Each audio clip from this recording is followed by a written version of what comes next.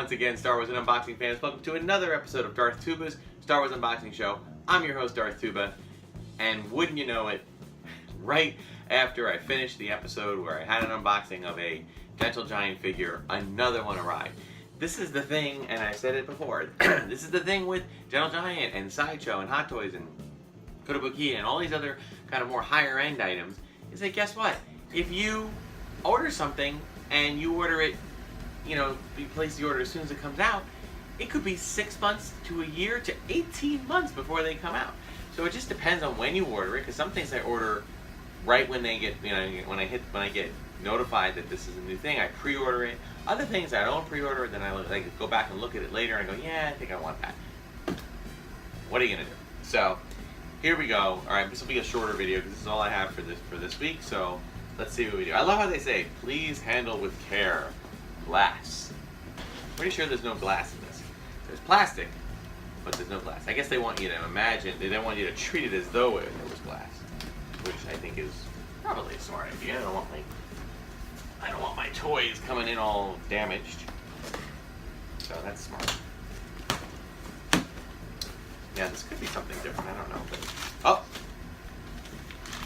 it is different. I forgot about this. This is something I ordered much later, and it came, and it's so cool. And I mean, it's kind of silly, but I really love it. So I'm gonna just get this out here. Hang on. This is the Dianoga Trash Monster action figure. It's so cool. Hold on. Big noise. Oh my god. Look at this. Okay. What is this? Well, if you look back on a few videos ago when I did a shelf talk about the Death Star space station that came out in 1978, I believe, you will discover that inside that space station, and why that was such a cool thing, it was actually two toys in one. It was the space station, and then they had a trash compactor, a little orange thing with a little twisty thing that closed the doors and you could put the figures in it. It was just this little box thing, looked like the size of a lunchbox. But inside that box was this little green creature called the Dianoga. And the only thing you ever saw of that creature in the movie was a little head, a little head would pop up, boop, boop, boop, boop, boop, right? And then a little bit of his tentacles. That was it. So it was like, left to the imagination. What else could that thing look like? Then when they came out with the toy, I don't know whether this was based on Kenner designs, based on Lucasfilm designs, but essentially this is what they created, this little thing. So I believe at another convention exclusive from 2017, they came out with the Dianoga Trash Monster. And again, this time, really, really kicking it old school with the box art, okay? The box, the racing stripe, silver racing stripe, the Star Wars logo, okay? Even just to go as, what I love about it is that what's really cool is that now, all the Gentle Giant figures have a Kenner logo because that's what originally released them. And then they have this little Gentle Giant logo that's kind of pays homage to the Kenner logo. This one was never put out like this by Kenner. Gentle Giant came up with this on their own. There was no box that had the Dianoga.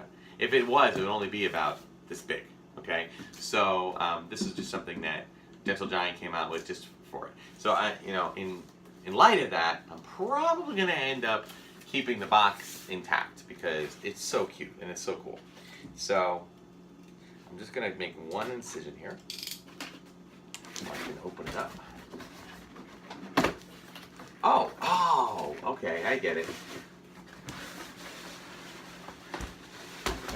You know what? This is a double whammy. Wow.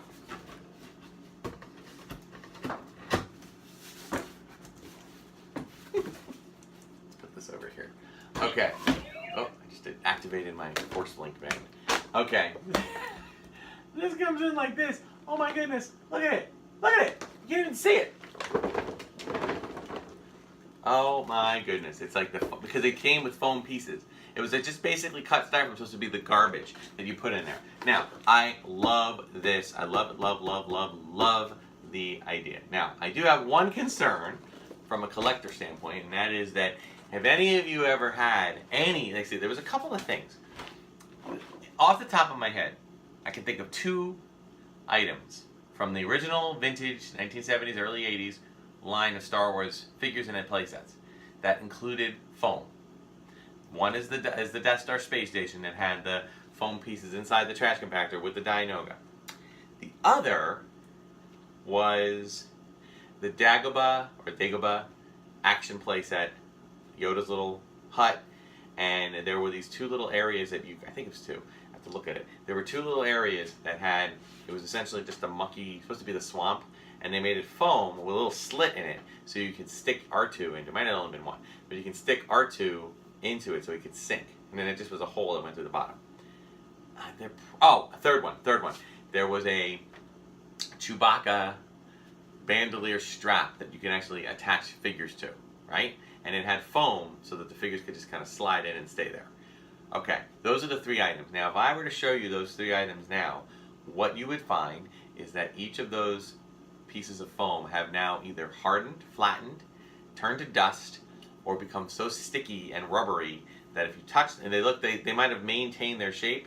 It's like chocolate that melts. If you don't touch it, and until, you know, if not that it melted completely, but if it's in a really hot room, if you don't touch it, it'll still probably maintain its shape. But the minute you put contact to it, it just starts to bleh and get all like that. That's the same thing that happened with the foam. Having said that, this was a really cool idea to include it. I think it was great. I'm glad they did.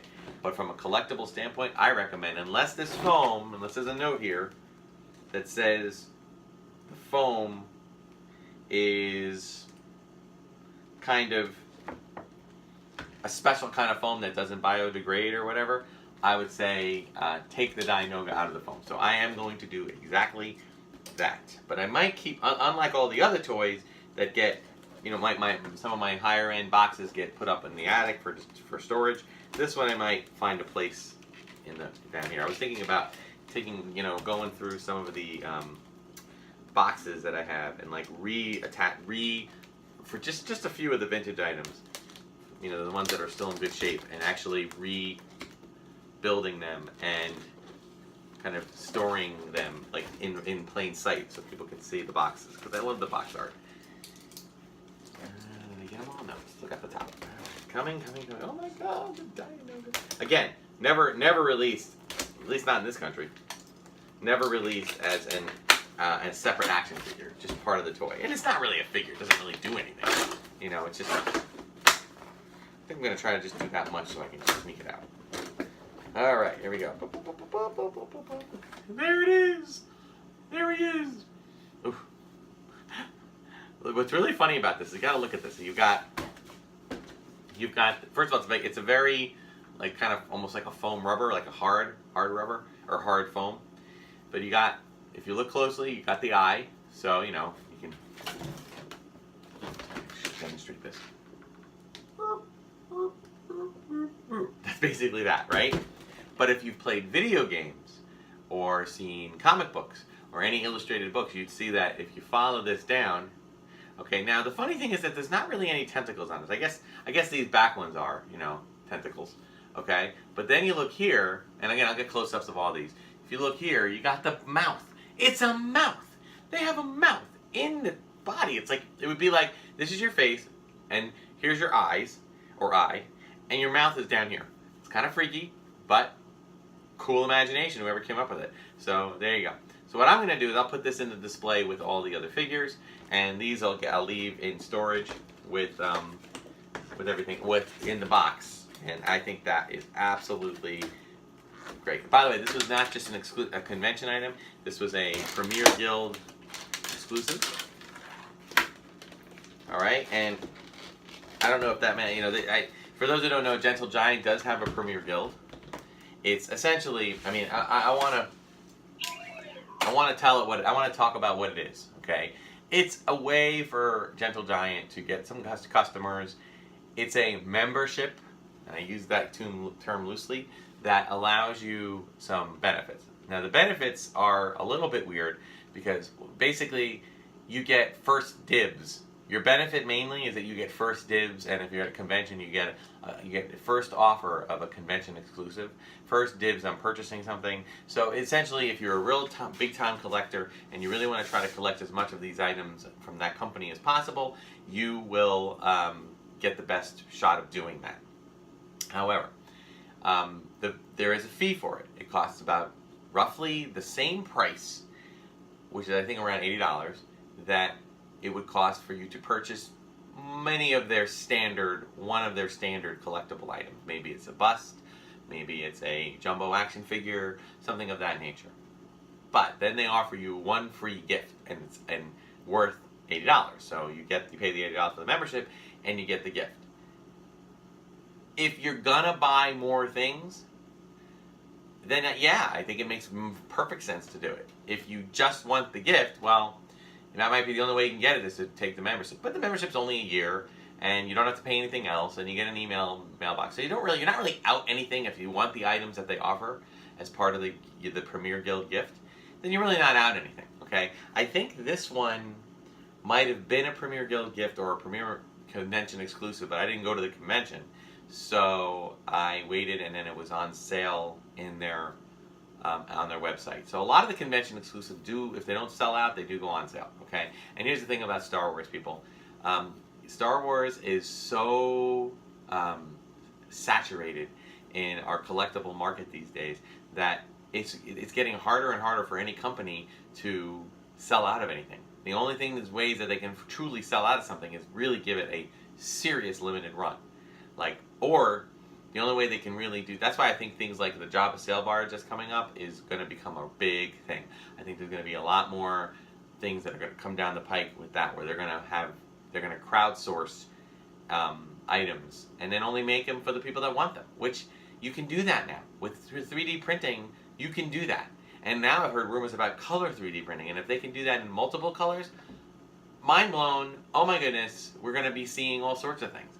So just be aware of that, down the road, collecting is going to change greatly. Okay, it's going to be a very different thing, I predict.